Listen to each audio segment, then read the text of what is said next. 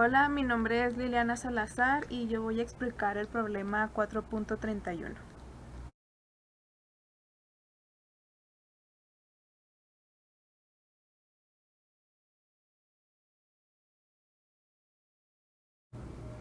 Bien, pues entonces lo primero que nos piden es dibujar un diagrama de cuerpo libre. Entonces para esto lo que yo hice fue primero dibujar la situación, que pues es la silla y es la persona que lo empuja y el piso. Entonces para el diagrama de cuerpo libre lo que yo hice fue identificar las fuerzas que actúan sobre la silla. En este caso tenemos el peso, que nos dice que es de 12 kilogramos. También nos dicen que la superficie tiene una cierta fricción, entonces también la fuerza de fricción actúa sobre la silla. También nos dicen ahí la fuerza de empuje, que pues es de 40 newtons, y también la fuerza normal, porque pues la silla está sobre una superficie. Entonces aquí ya dibujamos nuestro eje X, nuestro eje Y en el origen ubicamos un punto, que pues en este caso el punto sería la partícula, o sea la silla. Entonces pues ya empezamos a ubicar el peso hacia abajo. Aquí está la fuerza del peso. Después la fuerza de la fricción, que como sabemos la fricción siempre va a ser paralela a las superficies donde está el objeto. Entonces aquí estamos tomando el eje X como el piso, entonces por eso está aquí paralelo al piso.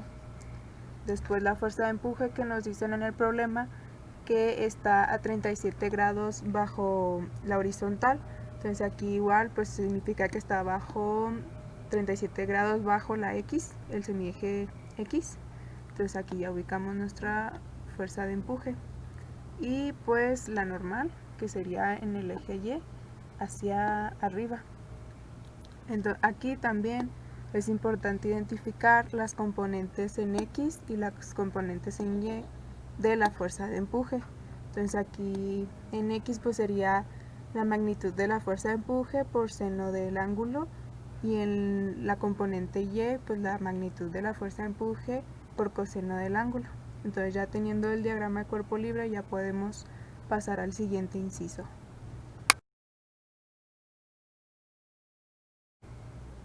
Bueno, pues en el inciso B nos pide que calculemos la fuerza normal que ejerce el piso sobre la silla.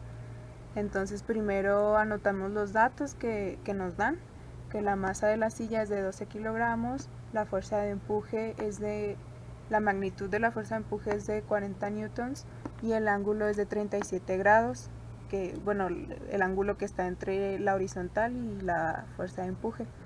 Aquí como nos dice que está bajo la horizontal, lo que podemos hacer es o tomar los 37 grados negativos, o también es calcular a qué grados está la fuerza de empuje con respecto al eje X positivo. Entonces está a 323.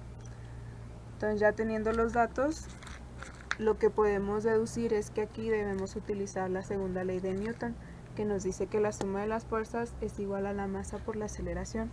¿Por qué? Porque nos dan una masa. Entonces ya calculamos, bueno, deducimos las ecuaciones del componente de las fuerzas en el componente X y en el componente Y. Entonces acá, según nuestro diagrama de cuerpo libre, pues la suma de las fuerzas en X sería